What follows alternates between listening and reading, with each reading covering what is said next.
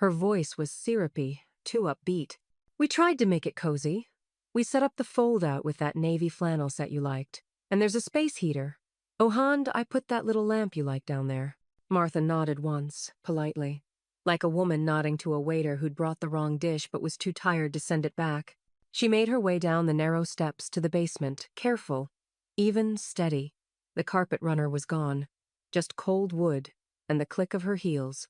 The basement was cleaner than it used to be, but it was still a basement. The cement walls had been painted off-white years ago, now flaking at the edges. A fold-out cot with a thin mattress sat against the wall. A scratchy wool blanket was folded on top. The space heater hummed softly in the corner like it was trying to pretend it belonged. A single duffel bag leaned against the wall her things, apparently relocated without discussion. Martha stood in the center of the room for a long moment. Then came a whisper. Rachel stood halfway down the steps, her voice soft, heavy.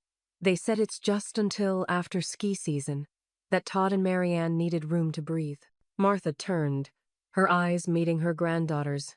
Rachel's cheeks were pink from the cold, her arms folded tight across her chest, like she was trying to shield herself from what she couldn't fix. "I'm sorry," Rachel added.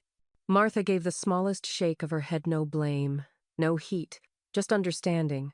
She turned back to the cot and set the suitcase down beside it, unzipped it, folded the few blouses she'd brought, hung her scarf on a chair that wasn't quite steady.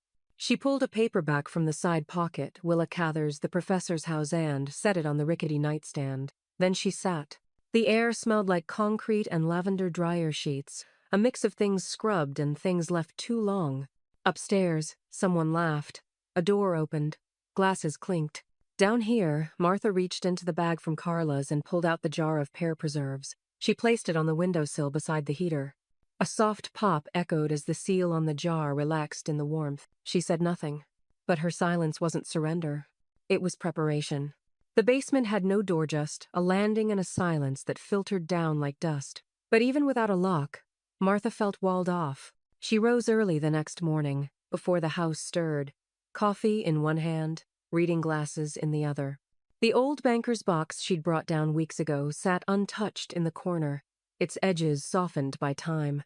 She set her mug beside it, slid the top off, and pulled out the thick legal folder marked in her late husband's handwriting. Property, Grayson residence. Inside, 30 years of deeds, tax receipts, warranty documents. At the center, stapled in blue-backed legal paper, was the revocable trust. Her name, still primary. Her signature, in ink that hadn't faded. No one else's. No Kyle. No Erica. She traced the embossed notary seal with her thumb and allowed herself a slow breath. Upstairs, the floor creaked. Laughter, then a flush of running water. Todd, probably, with his endless showers and podcast voice. Erica had said guests with such polish, like it were a charity, not an invasion. She pulled out her phone and dialed from memory. "Grayson," Miles Renner's voice answered, raspy but warm. "Still got my number memorized?" "I do," she said. "Are you still offering quiet counsel?" "For you?" "Always. I need to confirm something. Privately." She didn't say Kyle's name. She didn't need to. By noon, they were sitting in the back office of a small legal suite on Pearl Street. Miles wore a soft cardigan and glasses that had slipped too far down his nose. His desk smelled of eucalyptus oil and carbon copies. "You're still the sole trustee," he said after a few keyboard clicks. "The title's clean. Kyle's never been added. Erica's never been named. No secondary claimants. It's all still your Severy nail, every shingle, every root." Martha nodded. "Then I want to keep it that way. And I don't want them to know I've reconfirmed anything." Miles squinted. "You want to schedule a deed review under an alias?" "Not an alias," Martha said, her voice steady. "My maiden name." He smiled. "Got it. Old school espionage." She slid a sheet across the desk. "Here's the P.O. box. Use that for any mail." Back at home, the afternoon light had started pouring through the narrow basement window. The angle made everything look golden, like the room was apologizing for its own design. Atop the folded cot sat a single square post-it. Rachel's handwriting was unmistakable around, slanted letters she never dotted quite evenly. "You shouldn't have to sleep down there." Martha smiled faintly, peeled it from the blanket, and tucked it into her pocket. Just then, there was a soft knock from the top of the stairs. Carla's voice filtered down. "You decent?" Martha climbed halfway up to meet her. Carla held out a small USB drive, worn smooth on one side. "Backups," she said. "Everything Miles ever filed for you, plus the scanned stuff I saved when you had that cabinet leak." Martha took it wordlessly, held it in her palm. "Why now?" Carla asked. Martha didn't blink. "Because they've started rehearsing ownership, and I'd rather they never get past dress rehearsal." Carla gave a small, admiring snort. Spoken like a woman who taught 5 decades of freshmen how to shut up and read the fine print. They parted with a nod. No hug.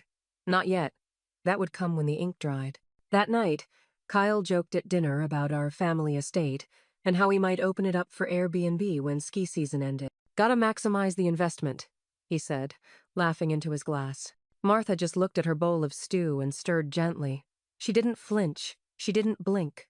But later, back in the basement, she inserted the USB into her old laptop. A folder popped open. Grayson Trust. Martha only. Subfolder. Contingencies. She clicked once. Then again. The screen glowed softly in the dim room. Above her, they talked. Below them, she planned. And in her pocket, the post-it note stayed warm against her palm. It started with the slippers. Martha came upstairs one morning to refill the kettle and found her slipper-slined terry cloth perfectly broken and missing from the mudroom. In their place sat a pair of hiking boots, crusted with snow and carelessness. Todd's. She didn't say anything, just poured the water, waited for the boil, and carried her mug back downstairs with the deliberate grace of someone who used to teach students how to handle antique manuscripts. By the end of the week, Todd and Marianne had colonized the living room, their ski gear draped across the back of Martha's reading chair, yoga mats unrolled in front of the fireplace. A Bluetooth speaker whispered ambient playlists, even when no one was in the room. Every time Martha climbed the stairs, it felt like she was stepping into a life that had already voted her off the island. "Mom's got the best air circulation downstairs anyway," Kyle said over brunch one Saturday, laughing into his omelet. "Basements are underrated." Erica didn't laugh. She smoothed her napkin and looked at Martha like a manager assessing a difficult employee. Later that evening, Martha dared to run a small load of laundry upstairs, just sheets, and a sweater that needed gentler heat. She timed it carefully, waited until Marianne and Todd left for dinner. But the second she pulled the damp bundle from the dryer, Erica appeared in the doorway, arms crossed over her pristine sweater set. "We really need to. Coordinate washer access," she said crisply. "The schedule's been kind of tight." Martha stared at her, then folded the sweater with clean, precise edges. Understood. She carried her things back downstairs without slamming the door. That night, she found a small bundle wrapped in tissue paper on her cot. A fuzzy pair of lavender socks, a heated throw, still in its packaging. A note, in Rachel's handwriting. "No one should be cold in their own home." Martha ran a hand over the blanket and exhaled slowly. The kind of breath that didn't rise with anger, it sank with resolve. She unfolded the notepad she kept by her bedside and wrote a single sentence across the top. "In the event of my passing, Kyle Grayson shall inherit nothing." It wasn't rage. It was rhythm. By morning, she'd typed the draft in clean 12-point font, ready to send to Miles. A few days later, she stood in Carla's kitchen, sipping lukewarm coffee while her sister slammed a pan of cornbread into the oven like it had personally insulted her. "They want you out so bad," Carla said.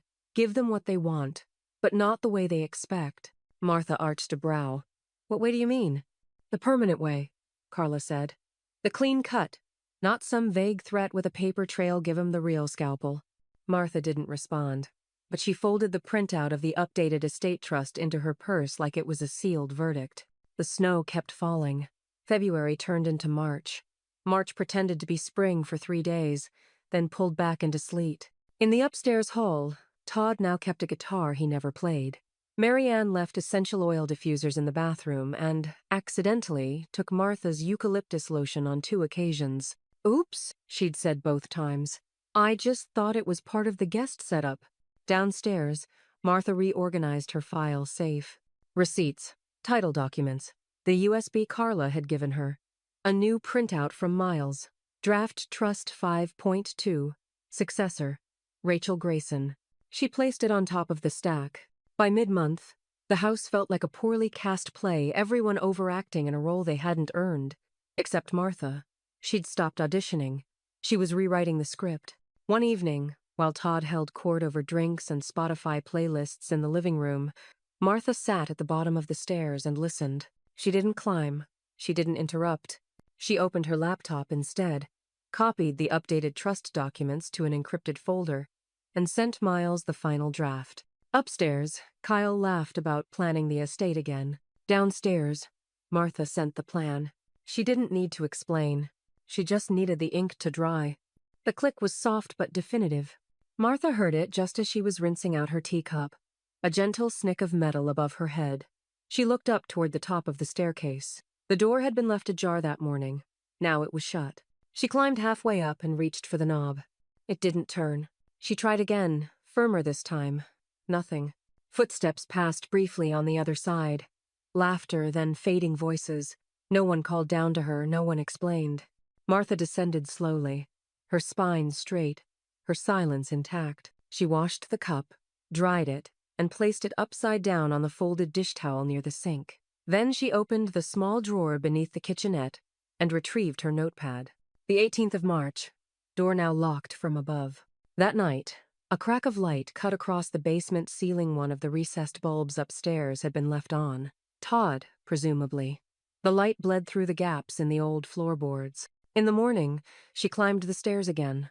The door remained locked. At breakfast, Todd made a show of waving a reusable coffee cup in the air. Just a heads up, we'll be locking up at night for guest privacy. Don't want any weird midnight walk-ins, right? He laughed like it was a harmless anecdote. Martha stood behind him, halfway into the room, not yet seated. Erica turned from the toaster, her smile sharp enough to cut butter. We didn't think you'd be coming up much anyway. Didn't you say you liked your quiet time downstairs? No one had said anything about locking her in. I noticed the light was on last night, Martha said calmly, setting her mug down. Todd raised his eyebrows. Oh, did we forget to turn it off? Thought I shut it. Weird. Erica tilted her head. You've been leaving lights on too, Mom. Remember the porch one last week? Maybe you're just a little forgetful these days. Rachel looked up from her bowl. She's not. The room stilled for half a beat. Then Erica changed the subjecto scones to ski passes to something forgettable. Rachel slipped downstairs that afternoon. Her eyes were red, voice tight. They're pretending you're not even here. Martha didn't answer. They locked the door. You're not a guest, and you're not family, but they're acting like you're nothing. I hate them for it. Still, Martha said nothing. But this time, she opened her suitcase. She didn't pack out of sadness. She packed out of precision.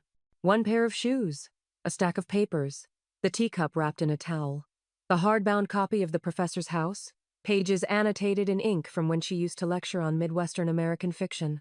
She reached beneath the cot and retrieved her file safe. The old keypad stuck slightly on the 5. She keyed in her birth year, 1949, and opened it. Then she pulled out the small screwdriver she kept taped to the bottom and flipped the case over. Resetting the code took 2 minutes. When she finished, she keyed in a new sequence, the date of her wedding anniversary. She snapped it shut. Upstairs, wind rattled the window panes. Boulder was getting its spring snow early wet and fast. Later that evening, Carla dropped off a container of minestrone and a small envelope. No need to open it now, she said. Just something you may want when the time comes. What time? The one they think they've already scheduled without you. Martha didn't smile, but her eyes glinted. Let them celebrate what they think they own, Carla added. You and I both know the deed's still in your drawer. After Carla left, Martha sat with the envelope unopened beside her, the soup steaming gently. She listened to the muffled sounds above the same speaker Todd played every night, the clink of glasses, the occasional high-pitched laugh that didn't belong to this house. Then she opened her notebook again. The 19th of March, code changed, record secured. She placed the page on top of the trust packet. Tomorrow she'd make a call to Miles, but tonight she'd wait. Not because she was trapped, because they thought she was, and they were wrong. Miles Renner slid the document across his desk with the same care a surgeon might use setting down a scalpel. His glasses rested low on his nose, one lens slightly smudged. The ink on the paper was still drying. This revision supersedes everything prior, he said. Revocable trust, durable power of attorney. All clauses dated before the 20th of March now null. The house transfers directly to Rachel. No conditions, no steps. Martha nodded, hands folded, expression unreadable. And the no contest clause? She asked. Miles tapped the second page. Right here. If Kyle attempts legal interference contesting, delay, even a written objection, he forfeits all claim to financial support, assets, and named privileges. And Erica? Her name has been formally removed from all emergency access rights. No medical, no financial, no property. A long silence settled in the room. Outside, the wind scraped softly at the windows. Martha took the pen. Her signature landed clean and level. Every stroke measured. She flipped each page and initialed where needed. Left margin, lower right, final seal. Then she slid the final document into the leather folder Miles kept, only for clients who understood permanence. When she looked up, she said, I want to prepare a secondary envelope. Miles tilted his head. Testamentary or instructional? Neither. Personal. He nodded. You'll write it. I'll seal it. It'll only be opened upon confirmed event of death. Martha nodded. Label it as such. As she pulled out a small stack of lined stationery, Carla stepped into the room. She held up her phone. Smile, sister. For backup. Martha didn't smile, but she didn't object either. Carla snapped 4 photos. One of the signed documents, one of the notary seal, one of Martha holding the folder, and one of the 2 women side by side. Proof, Carla said. For the day someone claims you were confused or coerced, let them chew on time-stamped metadata. Martha slid the envelope into the folder and clasped it shut. Miles placed it in his locked drawer, clicked the key, and nodded once. It's done. By the time she returned home, the afternoon light had tilted golden through the back windows. The mountains beyond the porch were dusted in white, the sky clear and sharp. Inside, the upstairs echoed with laughter and glass. Martha didn't go up. She walked to the far wall of the basement, opened the hidden panel behind the shelving unit, and slid the new folder into its slot beside the file safe. That night, Rachel knocked once before entering. She carried a folded throw and a paperback. You left this in the laundry, she said. Martha took the book. Thank you. But Rachel lingered. Grandma, she said quietly, I know something's happening. You don't have to tell me all of it. Just, am I part of it? Martha paused. Then she stood. She opened the small drawer by the bed and pulled out a single keyone with a sunflower fob and a metal tag that read, Safe. She placed it in Rachel's hand. You're the reason it still means anything. Rachel looked down at the key, eyes welling. Then she stepped forward and hugged her grandmother, tight arms around her waist, like a child who still believed in good endings. I'll never forget this, she whispered. Martha rested her chin lightly atop her granddaughter's head. That's the point. Upstairs, the lock clicked shut again for the night. But down here, something else had been unlocked entirely. And behind the panel, nestled in a fireproof folder, the future had just changed hands. The scent hit first bitter, smoky, wrong. Not the slow warmth of roasting garlic or the sweetness of caramelizing onions. This was acrid, burnt cheese and scorched metal. Martha stepped into the kitchen just as Erica yanked the oven door open.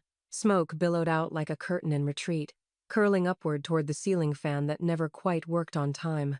Damn it, Erica hissed, waving her dish towel in frantic figure eights. The casserole dish was black around the edges, the center sunken and bubbling like tar. Todd and Marianne leaned against the far counter, wine glasses in hand, expressions carefully neutral. Kyle arrived seconds later, sniffed the air, and raised his eyebrows. Did someone forget the timer? Erica turned sharply, cheeks flushed. No, set the timer. But I think the oven temp got changed, probably bumped. Her eyes swung to Martha like a compass to blame. Did you use it today?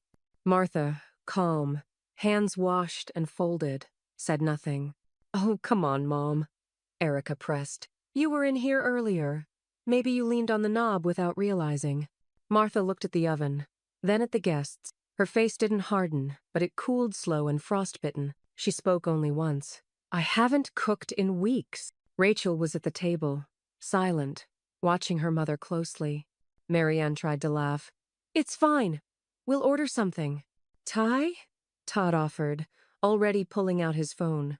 Erica huffed. I spent all day on this, but no one corrected her. No one challenged her story. Not until later that night. Downstairs, Martha changed into her house sweater and wiped down her tea mug with the quiet efficiency of ritual. The room smelled faintly of sandalwood and insulation. Rachel appeared in the doorway holding her phone, face tight. Can I show you something? Martha nodded. Rachel swiped through the home security app installed last summer after a string of neighborhood package thefts. She opened a video file timestamped 4 hours earlier. It showed the kitchen empty, save for Erica leaning against the counter, texting, sipping water. She never touched the oven, never even crossed near it. I went to check it because I just knew, Rachel said. You didn't touch anything. You don't even walk into that side of the kitchen anymore. Martha didn't speak, but her eyes lingered on the screen, just long enough for the evidence to burn itself into permanence. Thank you, she said softly. By morning, she was on the phone with the utility companies. Yes, full transfer of all service accounts, gas, electric, water, broadband back into my sole name, she told the representative. Yes, I'm the homeowner. Yes, I have the deed. Then she called Miles. I want something on record, she said. Miles didn't hesitate. Notarized affidavit of ownership affirmation, filed with the county clerk. Consider it done. That afternoon, Carla arrived with her hair in pin curls and a tool belt slung across one hip. Martha raised an eyebrow. New hobby? Old one, Carla said. Fixing what jackasses think they can wiggle through. She headed straight for the back garden gate, the one Kyle still kept propped open with a rock. The lock was changed in under 10 minutes. You want the spare? Carla asked. Martha shook her head. Give it to Rachel. Upstairs, Erica was quiet for once, likely sulking, nursing the sting of failed performance. Kyle had gone into town for something vague and unnecessary. Todd and Marianne were hiking, which probably meant brunch and selfies. The house was still. And for the first time in weeks, Martha sat at the small table in the sunroom, the one facing the mountains. She sipped her tea and looked out across the yard she'd planted by hand, each flower bed measured by memory. Then she pulled out her notebook. The 22nd of March. Utilities reinstated. Locks secure. Affidavit filed. She set down the pen and looked toward the stairs. Let them laugh upstairs. She had the deed, the records, the power griddened now, the silence. And silence could be louder than fire. The morning sun was soft, not sharp-hone of those rare boulder days when the breeze felt polite. Martha rose before the upstairs creaked awake, dressed in a cream cardigan and slate blue slacks, and stepped barefoot onto the garden path. The rosemary was blooming early. By 10 o'clock, folding chairs dotted the yard in irregular rows, nothing matching, some with floral cushions, others bare.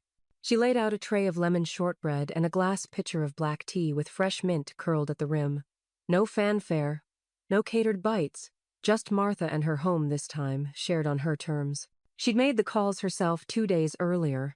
To Joan, the former department chair who still sent her newspaper clippings.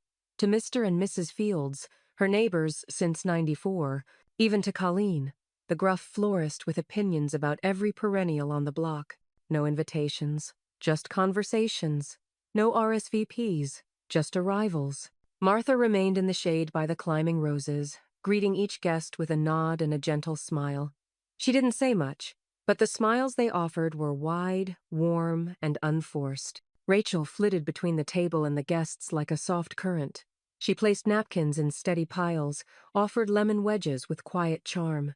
Carla arrived just after noon, wearing a wide-brimmed hat and carrying a tray of deviled eggs shaped like they'd been sculpted with a protractor. Real gathering, she said, squinting toward the porch. Not a staged one, Martha nodded. No hashtags, just roots. Carla smirked. Amen. Upstairs, laughter erupted through an open window. Todd's voice carried something about a slope pass and bottomless mimosas. Erica's high, airy laugh followed, too loud for sincerity.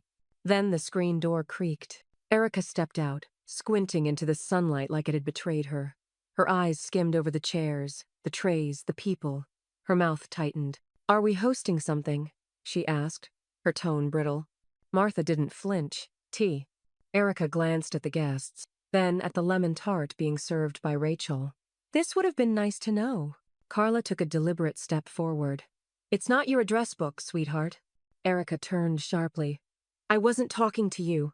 Oh, I know, Carla said, adjusting her hat. But I've got a stronger signal when entitlement starts barking. Erica blinked, caught between offense and confusion. Carla smiled. She paid for every brick under your tantrum. You might want to remember that. Erica backed up without another word, retreating into the house with a slam. No one chased her. Martha didn't so much as glance toward the door. Instead, she reached into the small tin beside the tea tray and pulled out a neat stack of cream-colored envelopes. One by one, she handed them discreetly to guests as they stood to leave. Just an address update, she said to each. If you ever want to write. Each envelope was marked with careful ink. M. Grayson, P.O. Box 2417, Boulder, Colorado. Not a single return address included. Carla watched from under her hat. You're good, she murmured. I'm thorough, Martha replied. As the guests filed out, hands waved, goodbyes exchanged. Someone snapped a photo. Rachel, standing a few paces back, catching her grandmother mid-laugh as Joan retold a story about a squirrel that once broke into her sunroom. Later that evening, Rachel placed the printed photo on Martha's desk in the basement, just beside the folded throw and annotated paperback. I thought you should have it, she said. Martha looked at it for a long time at herself in that moment. Free, visible, upright. She didn't cry. She didn't need to. Upstairs, Erica stood at the window watching from behind the blinds, clutching her phone in one hand like it was supposed to save her from a world that didn't ask her permission. And on the counter behind her sat an untouched bottle of white wine and a plate of stale crackers for a party that never happened. Downstairs, Martha tucked the envelopes away and picked up her pen. The 24th of March, first gathering complete. Guest list, correct this time. Then she underlined it. Twice. Martha hadn't meant to clean. She only meant to shift a few things, make room beneath the stairs for a second file box, move the rolled rugs she'd kept since the early 90s. But when she tugged too hard on the storage trunk wedged behind the water heater, something behind it shifted. A quiet thump. Then the sound of cardboard collapsing onto cement. She crouched slowly, brushing cobwebs from the beam with the side of her sleeve. A box, labeled in thick black Sharpie, for donation. She recognized the handwriting immediately. Erica's point. Martha stared at it for a moment, then pulled it forward into the light. The tape had already yellowed. It split with a tired sigh when she peeled it away. Inside, a stack of black and white wedding photos, some still in plastic sleeves. Her framed faculty award from 1983. The glass cracked at the corner.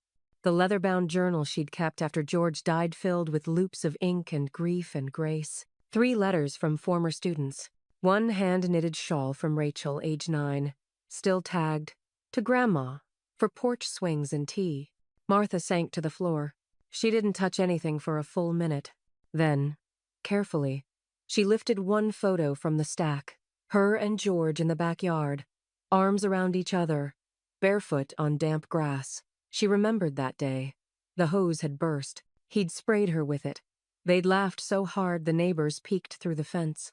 A shadow fell across the open box. Rachel stood in the doorway, her voice barely above breath. What is all that? Martha turned the photo toward her. Rachel knelt beside her, lifted the journal with both hands. She opened to a random page and read a few lines before she stopped, stunned. She just put this in a box? Martha gave a small nod. Rachel's voice cracked. She just boxed up your whole life. No, Martha said quietly. She tried to. Rachel's eyes shimmered with a mix of disbelief and apology. I'm so sorry. Martha closed the journal. Don't be. They're not lost. They're just early. She stood, slower than she used to, but taller than she felt all winter. Can you bring Carla tomorrow? She asked. I'd like to digitize these. The next morning, the basement hummed with a small flatbed scanner and the scent of fresh lavender from a candle Carla insisted on lighting to keep the mildew from winning, she said. Each page was passed with care. Each photo laid flat like an offering. Carla worked in short, efficient bursts. Rachel labeled folders on the desktop. Martha made notes in the margin of a fresh yellow legal pad. At noon, they took a break. Rachel sliced pears, Carla buttered rye toast, and Martha stared at a faded envelope tucked inside the wedding album. It was addressed to her. George's handwriting, softer now from time, but unmistakable. She opened it. Inside, just one sentence, scrawled in the back of a holiday card from decades ago. Protect what you built, even if it means locking the doors behind you. Martha read it twice, then pressed the card to her chest and closed her eyes. By sunset, the last scan was complete. She opened her laptop, created a blank Word document, and typed in 12-point times, "Why I Took It Back." By Martha E. Grayson. She paused, backspaced, then typed again, "Why I Took It Back. Not because I had to, because I could." She stared at the screen. Carla leaned in from the side. "That going to them?" Martha shook her head. "Number, not them. Just, for the record." Rachel placed a cup of tea beside her. "Yours, not theirs." Martha nodded once. But just as she clicked "Save As," a loud knock echoed through the floorboards from upstairs. Sharp, impatient. Rachel looked toward the ceiling. That didn't sound like Dad. Carla's jaw clenched. "That's not family knocking like that. That's entitlement." Martha closed the laptop with a soft click and looked at the box again. Still full. Still hers. She stood. Let them knock. And this time, she didn't go up. She opened a new folder and kept writing. It started with whispers through the vent. Martha had grown used to sound moving through the old bones of the house pipes clicking, voices floating, but this was different. "Just to get an idea," Kyle said, low but audible. "Not binding, just ballpark." She paused mid-keystroke. Upstairs, footsteps creaked across the hardwood. Silence. Then the back door clicked shut. The next day, a voicemail landed on her line. "Miss Grayson, I'm calling from Oak Haven Realty. Apologies for the direct contact. We had someone inquiring about your home, but your name came up as sole trustee on file, and I just wanted to confirm before proceeding further." Martha let the message play twice. Then she deleted it and sat very still. So, that was the game now. She dialed Carla first. "Ballpark estimates," she said flatly. "He's circling with a realtor. Want me to spike his tires or call the lawyer?" "Just Miles," Martha said, but a smile tugged faintly at one corner of her mouth. Carla didn't hang up until she heard the click of Martha's call connecting to the legal office. Miles answered on the first ring. "Still breathing, Grayson?"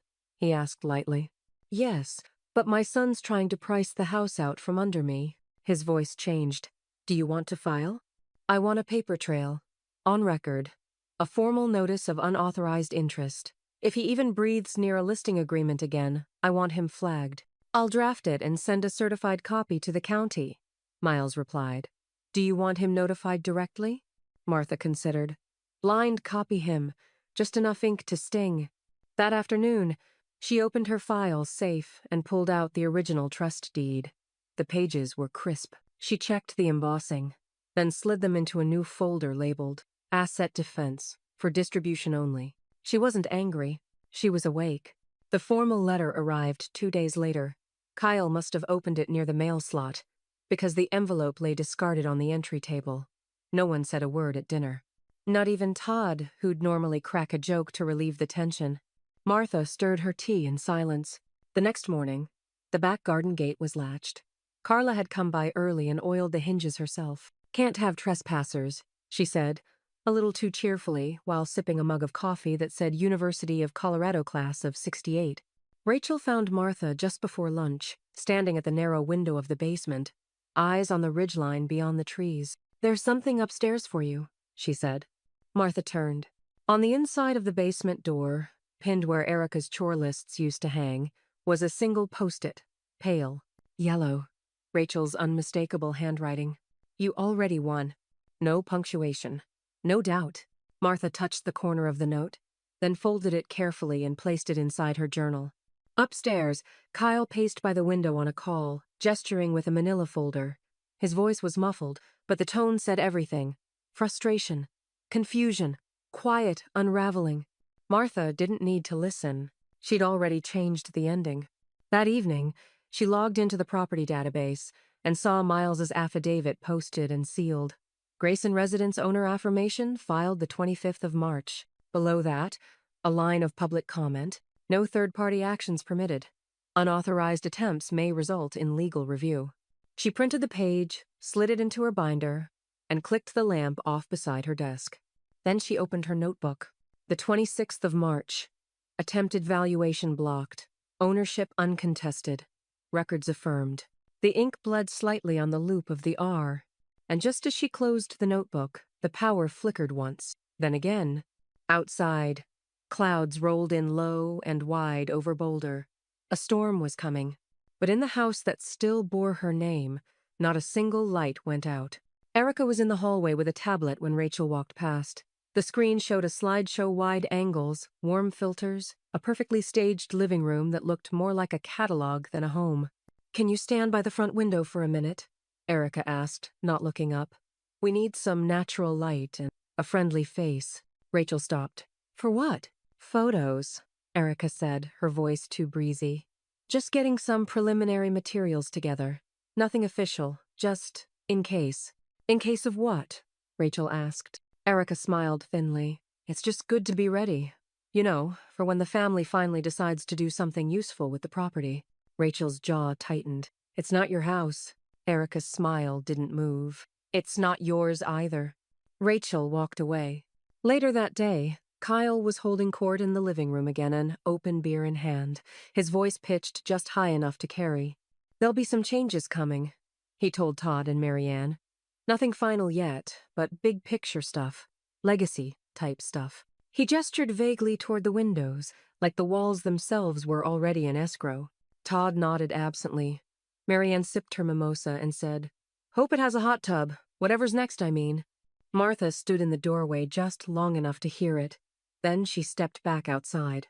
The mower was old but reliable. She'd had it tuned the previous spring before all this nonsense began. It rattled some on the turns but still cut clean. The lawn was long overdue, so she mowed it. Every row, every edge. The neighbors waved as they passed. Some slowed down, some nodded. Carla pulled up just as Martha was winding the cord around the mower's handle. "You know," Carla said, stepping out of the car, "I could have sent someone."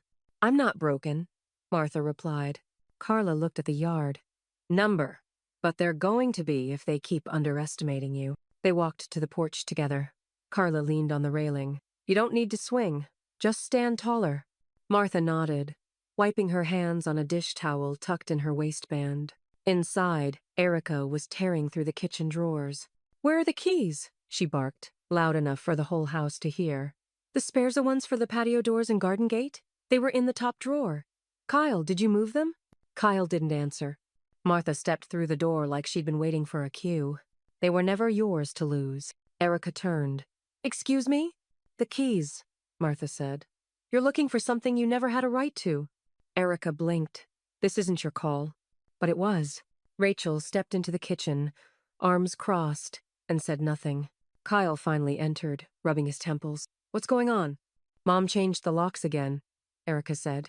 "And now the keys are gone." Kyle looked at Martha. She didn't flinch. "The locks are secure. The house is mine. And if you say otherwise, I suggest you read your mail." Rachel's eyes flicked to her father, waiting for him to deny it. He didn't. The room went still. Outside, wind lifted the edge of the porch flag.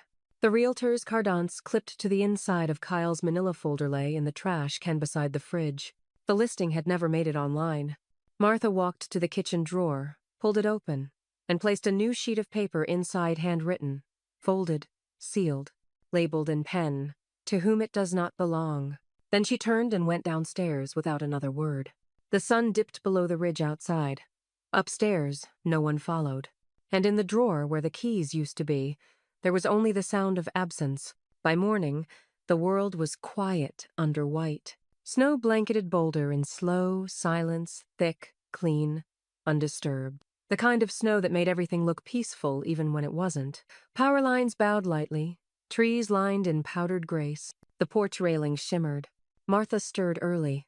The basement was warmer now. She'd lined the walls with thermal curtains and placed a draft stopper beneath the door. Practicality had always been her rebellion. The kettle whistled. She poured 2 mugs. Upstairs, the lights flickered once twice, and then steadied. She climbed slowly, each step measured, not heavy.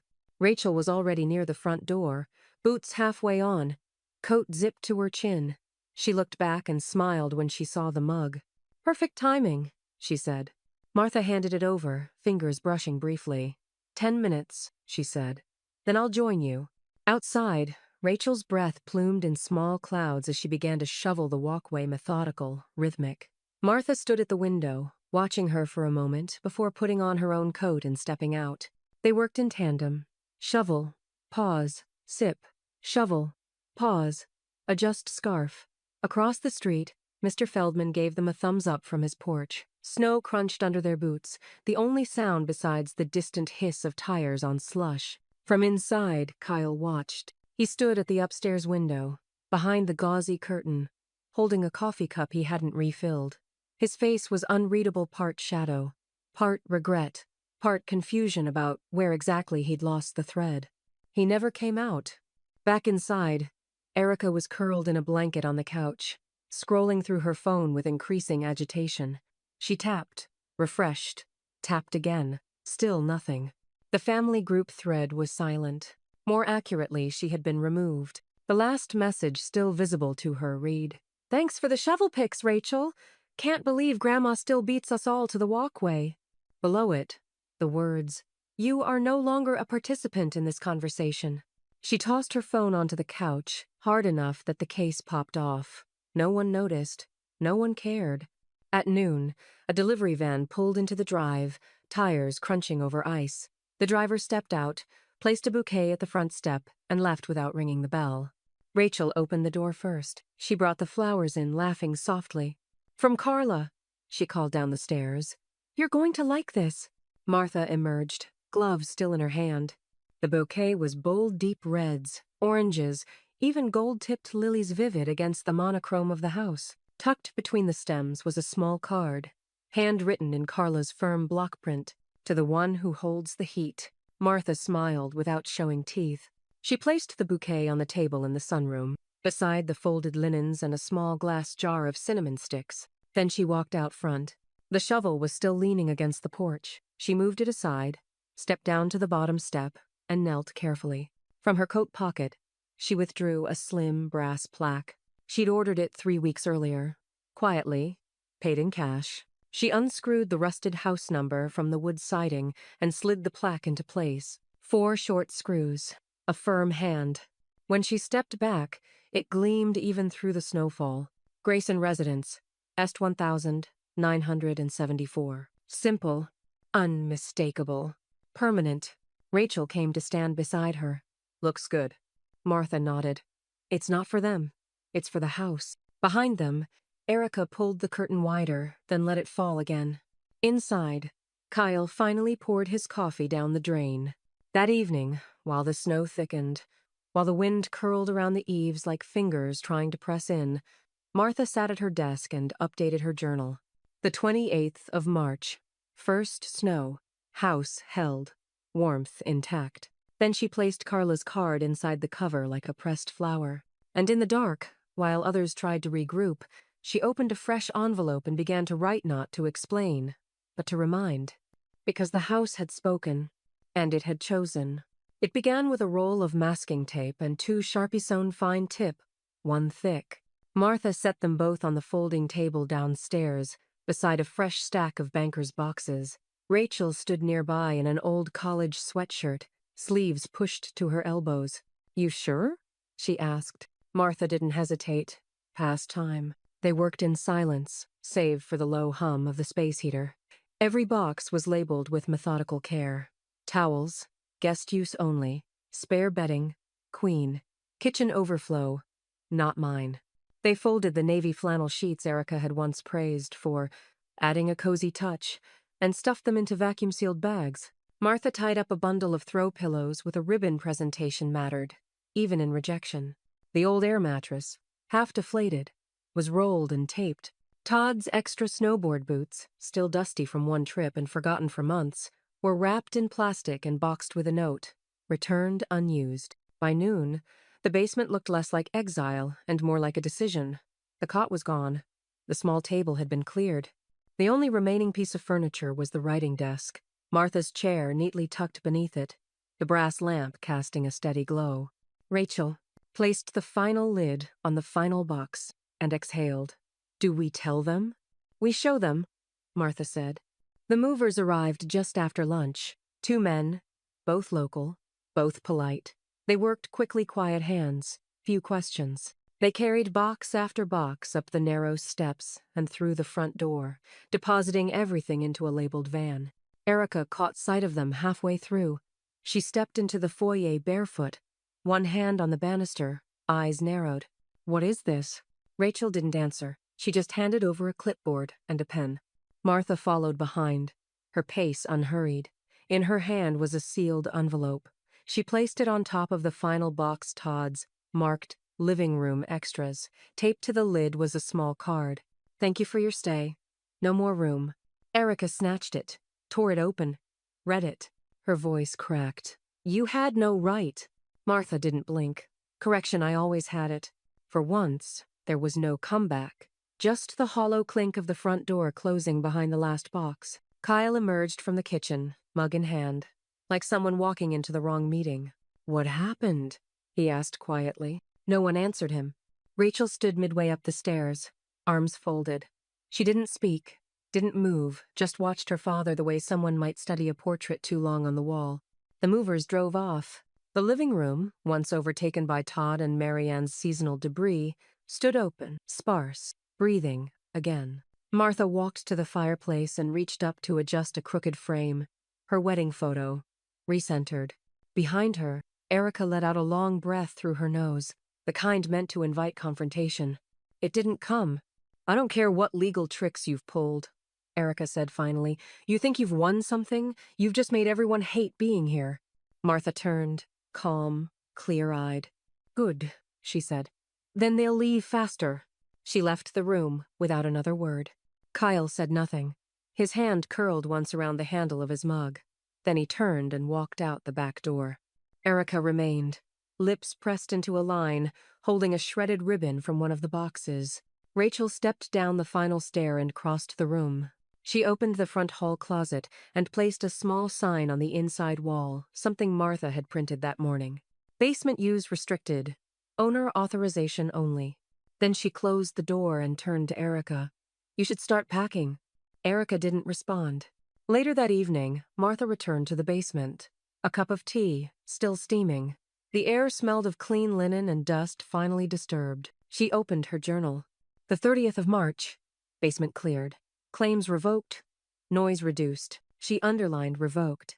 Outside, clouds gathered again. And this time, the door at the top of the stairs remained unlocked, because she didn't need it closed. Not anymore.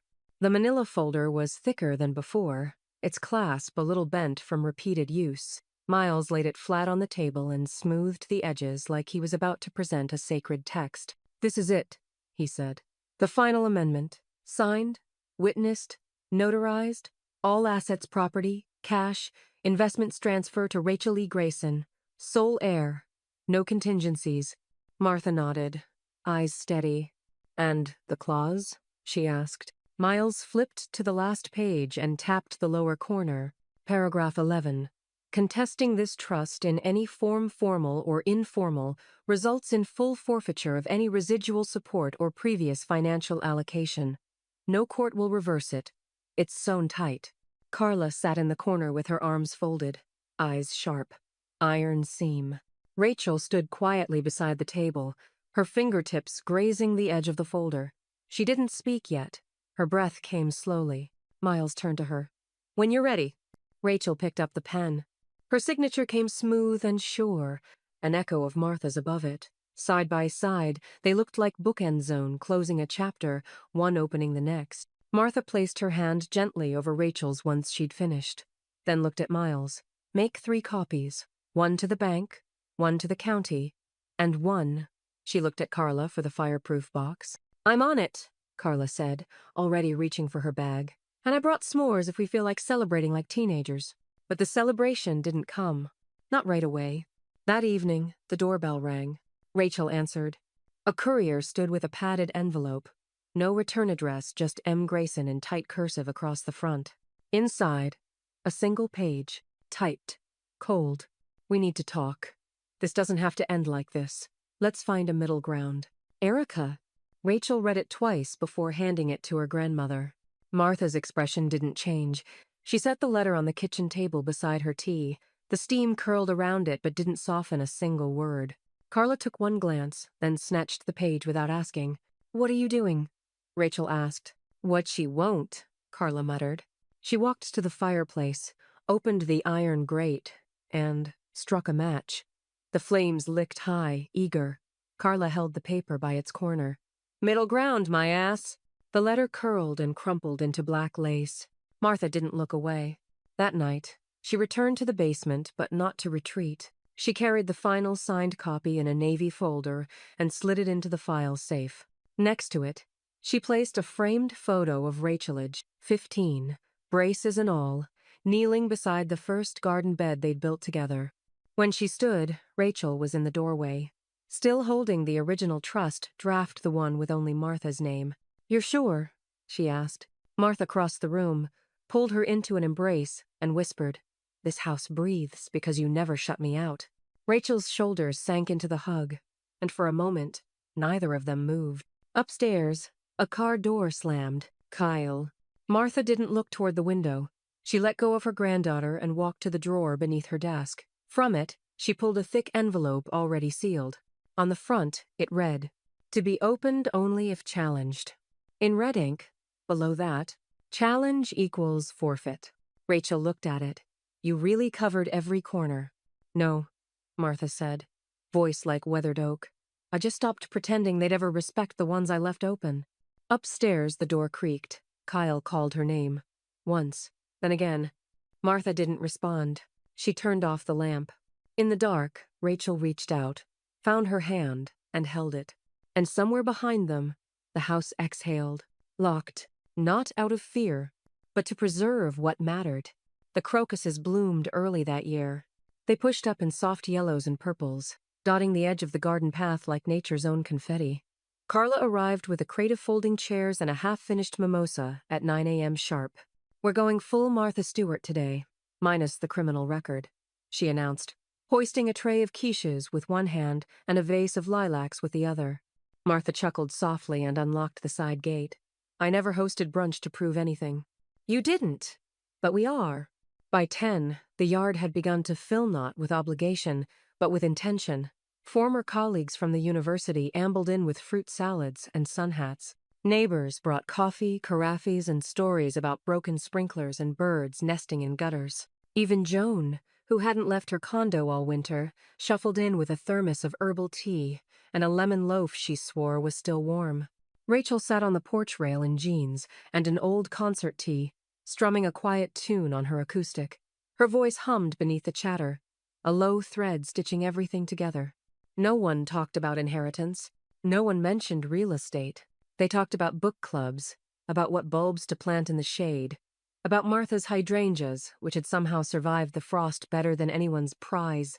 Inside the house, the windows were open. The curtains moved with the breeze, not to conceal but to invite. Martha walked through each room slowly, once, just to take it all in. The house didn't feel like a fortress anymore. It felt like a quilt stitched, mended, softened. Near the fireplace, 2 former students asked to see the study. It's just a room, Martha warned gently. But when she opened the door, they both paused. Sunlight cut across the bookshelves. The desk was tidy. A copy of the professor's house lay face up on the armchair, as if mid-conversation. It doesn't feel like just a room, one of them said. Martha didn't reply. She just nodded and stepped aside. She returned to the sunroom 10 minutes later, plate in hand, and sat next to Carla on the bench swing. You're smiling, Carla said. I am. Feels weird, huh? A little, Martha admitted. Then she added, but not wrong. Carla raised her glass. To new seasons and better guest lists. Rachel stood at the edge of the porch with her guitar still slung over her shoulder. She cleared her throat lightly, drawing the group's attention. I just want to say, she began, voice sure but soft, thank you for showing up, for seeing what this place really is. She looked toward her grandmother. The best homes aren't the ones built perfectly. They're the ones we protect, the ones we fight for quietly or loudly, the ones that outlive the noise. There was a small round of claps. Nothing showy, just enough. Martha caught Rachel's eye and offered the barest nod, something between pride and peace. Later, when the chairs were folded and the dishes stacked by the sink, Martha slipped back into the study alone. She opened the middle drawer of the desk and pulled out a photo in a worn silver frame. George. It had been packed away for nearly a year. Not out of grief, but out of timing. She dusted it off with her sleeve, ran a thumb over the glass, and set it back on the shelf where it had always belonged. You were right, she said aloud. The room didn't answer. It didn't have to. She turned off the light, letting the afternoon sun do the rest. Downstairs, Rachel was humming again. Carla was in the kitchen humming along. And then Martha's phone buzzed once in her pocket. A message. From Kyle. 4 words. We should have treated you better. She stared at it. No reply. She slid the phone into the drawer beside her late husband's picture and walked out of the room. The upstairs bedroom had been silent for years. It hadn't been locked, just unused, slowly overtaken by storage bins and forgotten holiday linens. But this morning, it smelled of lavender oil and clean paint. The walls were no longer beige, but a soft bone white, the kind that caught morning light like a secret. The curtains new, linen, sea foam swayed gently with the breeze from the open window. Martha sat in the corner armchair, her legs tucked beneath a wool throw, her hands wrapped around a warm mug. The air was still, the kind of stillness that didn't beg to be filled. She didn't hear Carla come up the stairs, but she felt the presence certain, light-footed. You look like someone who finally picked their seat, Carla said, setting down a folded newspaper and a second mug of coffee on the desk beside her. Martha smiled without turning. Took me long enough. Carla scanned the room. The fresh coat of paint, the books already stacked by the window bench, the small tulip vase on the sill. You did good. Footsteps pattered up the hall. Rachel appeared in the doorway, hair damp, holding a fresh set of towels. She took one look at her grandmother, then the desk, then the sunlight on the floorboards. Feels right now, she said. Martha simply nodded. When they'd cleared out the basement, Rachel had asked if she wanted to repaint it, maybe make it cozy. Martha had said no. The basement had done its job, but it was never hers. Not really. This room, the one she'd first painted with George the summer they moved in this room, was hers again. She waited until they'd gone. Then she stood, slowly, and crossed to the desk. The file box waited beneath it. Black steel, fireproof, familiar. She opened it. Inside, everything. The trust documents, copies of the letters, the notarized affidavit, a pressed gardenia from the first bloom this spring, Carla's card, George's note, her journal. One final sticky note from Rachel. You were always the heart of it. She touched nothing, just let her eyes pass over it all. She closed the lid and latched it softly. Across the yard, the garden thrived, planted in rows now. Nothing ornamental unless it grew wild. The tulips nodded under the morning wind. The rosemary was full. Even the dogwood near the porch had begun to flower again. Downstairs, the kitchen clattered, Carla refilling the water kettle. Rachel humming something low, familiar. Martha stayed in the room. It didn't feel like a retreat. It felt like a summit. On the desk beside the folded newspaper sat a small brass plaque. She had commissioned it quietly from the same craftsman who etched the one outside. It wasn't meant to be seen by anyone but her. It read, "Not inherited, earned, protected." Martha reached out, tilted it slightly so it caught the light better, and let her fingers rest beside it. She didn't cry. She didn't need to. The house no longer whispered at her. It listened. She picked up her pen and opened a fresh page in her journal. The 31st of March. Original bedroom reclaimed. Garden healthy. Peace is not silence. It is choice. She paused, the ink drying in slow lines. Then she wrote one last sentence. They put me below ground. I put them off the record.